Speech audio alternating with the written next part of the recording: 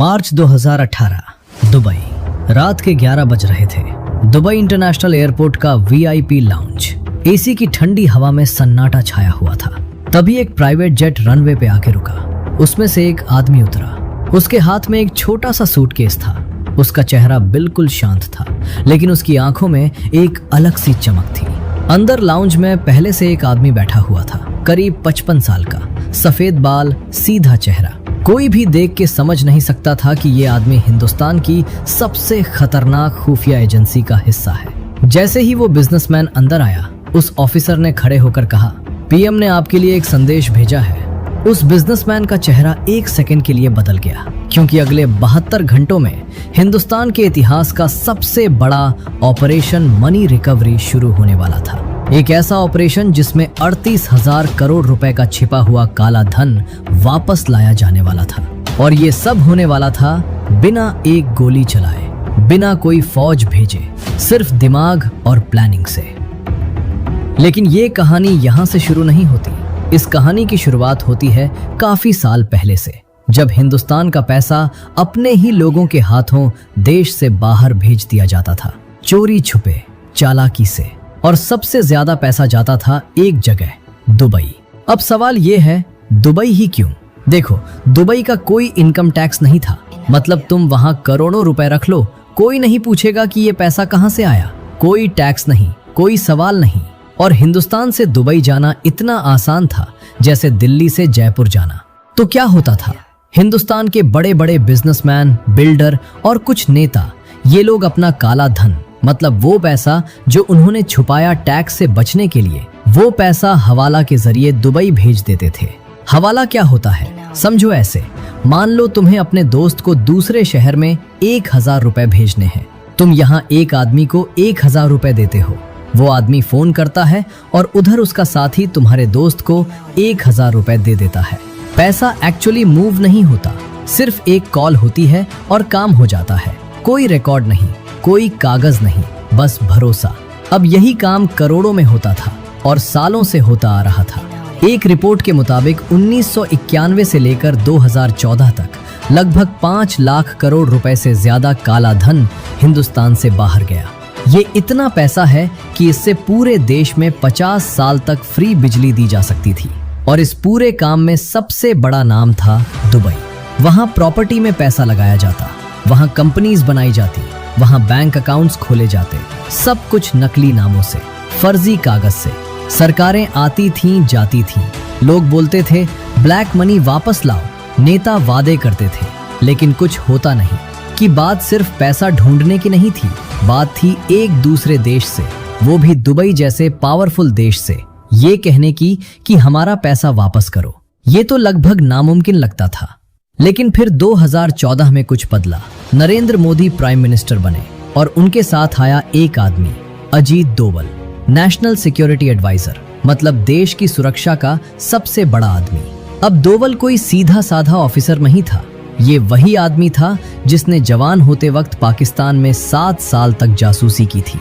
सोच लो, 7 साल एक अलग नाम से, अलग पहचान से, दुश्मन के देश में रह के काम करना। इस आदमी की नसों में खौफ नहीं, प्लानिंग दौड़ती थी। मोदी ने डोवल को एक सीधी बात कही। डोवल ने बाद में एक मीटिंग में अपनी टीम से कहा, पीएम चाहते हैं कि बाहर का हर एक रुपया वापस आए और हम ये करके दिखाएंगे। लेकिन सवाल ये था, कैसे? दुबई में छिपा पैसा ढूंढना तो वैसे ही मुश्किल था, और उससे वापस लाना, ये तो और भी बड़ा काम था। एक दिन डोवल की टीम के एक सीनियर ऑफिसर, उन्हें हम शर्मा जी बुलाएंगे, उन्होंने एक चीज नोटिस की जो और किसी ने नहीं देखी थी। उन्हें पता चला कि दुबई में जितने भी हिंदुस्तानी लोगों की प्रॉपर्टी है, उनका डेटा एक जगह मिलता है, दुबई लैंड डिपार्टमेंट में। हर प्रॉपर्टी का रिकॉर्ड वहां होता है, कौन मालिक है, कब खरीदी, कितने में खरीदी, सब कुछ। अब तक हिंदुस्तान के पास ये डेटा नहीं था, लेकिन अगर किसी तरह ये डेटा मिल जाए तो सीधा पता चल जाएगा कि कौन कौन हिंदुस्तानी दुबई में करोड़ों की प्रॉपर्टी लिए बैठा है। और फिर उनसे पूछा जा सकता है, भाई ये पैसा आया कहां से? लेकिन ये डेटा कैसे मिलेगा? दुबई क्यों देगा? यहाँ डोवल ने अपना सबसे स्मार्ट दांव खेला। उन्होंने सीधा फाइनेंस या टैक्स का रास्ता नहीं चूज किया, उन्होंने रास्ता चूज किया डिप्लोमेसी का, यानी दोस्ती का। देखो, इंडिया और यूएई के बीच काफी टाइम से अच्छे ताल्लुक थे।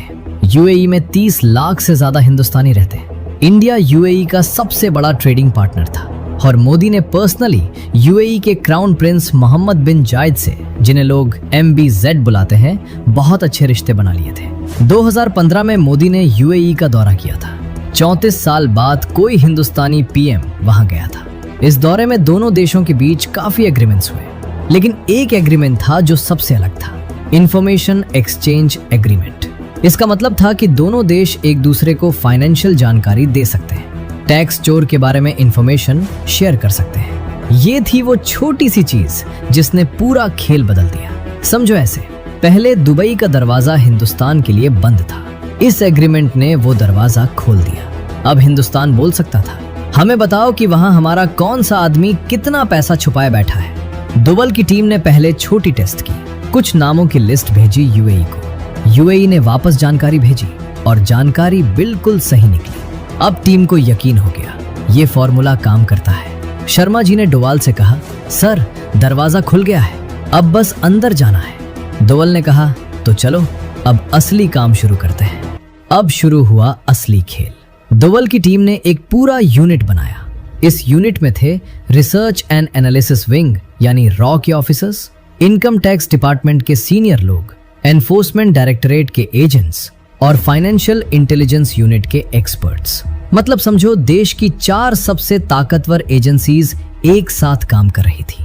ऐसा पहले कभी नहीं हुआ था। पहला काम था नामों की लिस्ट बनाना। इनकम टैक्स डिपार्टमेंट के पास सालों का डेटा था। उन्होंने उन लोगों की लिस्ट बनाई जिनके हिंदुस्तान में इनकम टैक्स रिटर्न्स में दिखाया गया पैसा और उनकी असली लाइफस्टाइल में जमीन आसमान का फर्क था। मतलब आदमी दिखाता है कि साल में 10 लाख रुपए कमाता है, लेकिन दुबई में 50 करोड़ रुपए की प्रॉपर्टी है।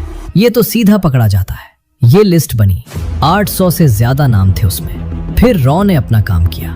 दुबई में रहने वाले अपने सोर्सेज से यानी छुपे हुए लोगों से उन्होंने हर नाम की असली जानकारी निकाली। कौन सी प्रॉपर्टी है, कौन से बैंक में पैसा है, कितना पैसा है, 10 करोड़ रुपए, 50 करोड़ रुपए, 200 करोड़ रुपए, 500 करोड़ रुपए। जैसे जैसे रकमें सामने आती गईं, टीम के लोगों की आंखें फैली की फैली रह गईं। टोटल रकम थी लगभग 38,000 करोड़ रुपए। सोच लो, 38,000 करोड़ रुपए। ये इतना पैसा है जितना कुछ छोटे देशों का पूरा सालाना बजट होता है। और ये पैसा हिंदुस्तान का था, हिंदुस्तान के लोगों का था, जो छीन के दुबई में छुपा दिया गया था। अब अगला कदम था ये पैसा वापस लाना। और यहाँ सबसे बड़ी दिक्कत आई, क्योंकि ये लोग ऐसे सीधे साधे लोग नहीं थे। ये थे देश के सबसे अमीर बिजनेसमैन। कुछ तो राजनीति में भी थे। इनके पास थे महंगे वकील, इनके पास थे कनेक्शंस, और इन्हें यकीन था कि कोई कुछ नहीं कर सकता। एक बड़े बिजनेसमैन जिसका नाम रस्तोगी, उसके पास दुबई में 2300 करोड़ रुपए की 14 प्रॉपर्टीज थी। जब उससे हिंदुस्तान में नोटिस भेजा गया, उसने हंसते हुए अपने वकील से कहा, ये क्या कर लेंगे, पैसा दुबई में है, हिंदुस्तान की कोर्ट का वहां क्या चलता है। ये था उसका ओवर कॉन्फिडेंस। उसे लगता था कि वो बच जाएगा, लेकिन उसे नहीं पता था कि इस बार खेल अलग था। मार्च 2018 ये वो महीना था जब पूरा प्लान एक साथ चलाया गया। पीएम मोदी ने पर्सनली यूएई के क्राउन प्रिंस MBZ से बात की। एक फोन कॉल जिसमें मोदी ने सीधा कहा, ये लोग हमारा पैसा चुरा के आपके देश में छुपा रहे हैं, हम चाहते हैं आप मदद करें। MBZ ने हाँ कह दी। ये था वो पल जब सब बदल गया। यूएई ने हिंदुस्तान को ग्रीन सिग्नल दे दिया। अब हिंदुस्तान की एजेंसीज दुबई में जा सकती थी। यूएई के ऑफिसर्स उनके साथ काम करने को तैयार थे। और फिर 72 घंटों का काउंटडाउन शुरू हुआ। पहले 24 घंटे हिंदुस्तान की टीम दुबई पहुंची। रॉ के ऑफिसर्स, ईडी के एजेंट्स, इनकम टैक्स के सीनियर लोग, सब अलग अलग फ्लाइट से आए ताकि किसी को शक ना हो। दुबई में यूएई के एंटी मनी लॉन्ड्रिंग ऑफिसर्स से मीटिंग हुई। डेटा मैच किया गया, प्रॉपर्टीज की लिस्ट कंफर्म हुई, बैंक अकाउंट्स आइडेंटिफाई हुए। दूसरे 24 घंटे सबसे खतरनाक थे, क्योंकि अब उन लोगों को पता चलने लगा था कि कुछ हो रहा है। रस्तोगी को उसके दुबई वाले वकील ने फोन किया, साहब कुछ गड़बड़ है, कुछ हिंदुस्तानी ऑफिसर्स यहाँ दिखे हैं। रस्तोगी ने तुरंत अपना पैसा दूसरे अकाउंट में ट्रांसफर करने की कोशिश की, लेकिन तब तक बहुत देर हो चुकी थी। यूएई ने ऑलरेडी उन अकाउंट्स को फ्रीज कर दिया था, मतलब पैसा जाम हो गया था, ना अंदर जा सकता था ना बाहर आ सकता था। रस्तोगी का चेहरा पीला पड़ गया। दोवल की टीम के एक ऑफिसर ने बाद में बताया, उनमें से कई लोगों ने फोन किए।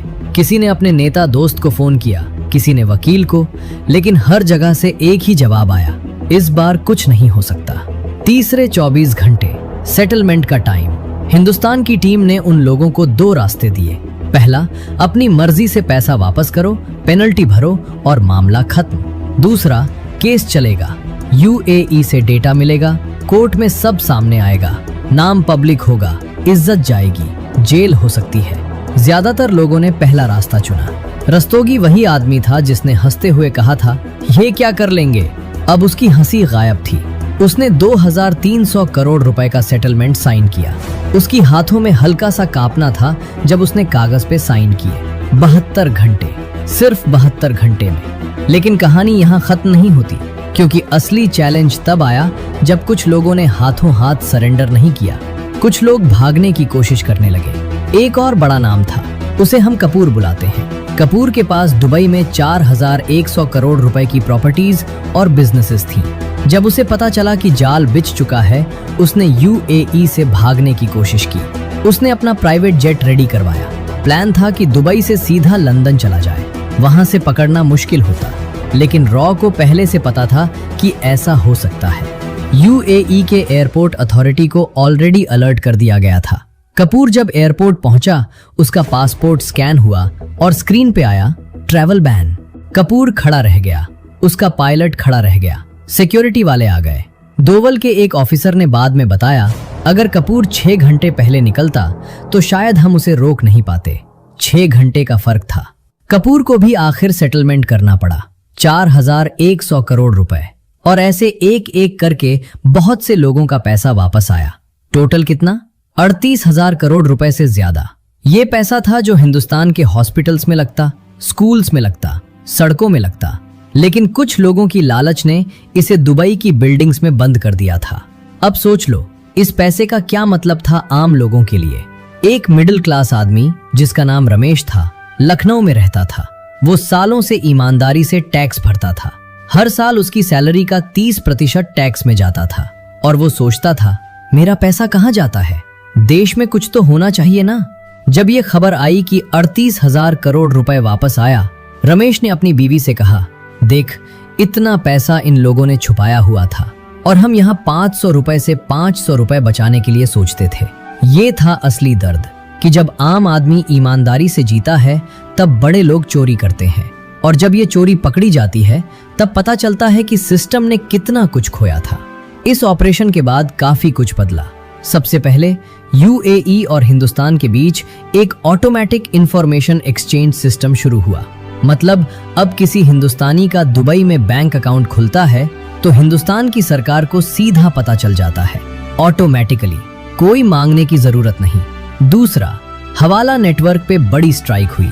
काफी सारे हवाला ऑपरेटर्स पकड़े गए। मुंबई, दिल्ली, चेन्नई, हर जगह रेड्स हुई। तीसरा, और ये सबसे बड़ी बात थी, डर बैठ गया। जो लोग पहले बिना डरे पैसा बाहर भेजते थे, अब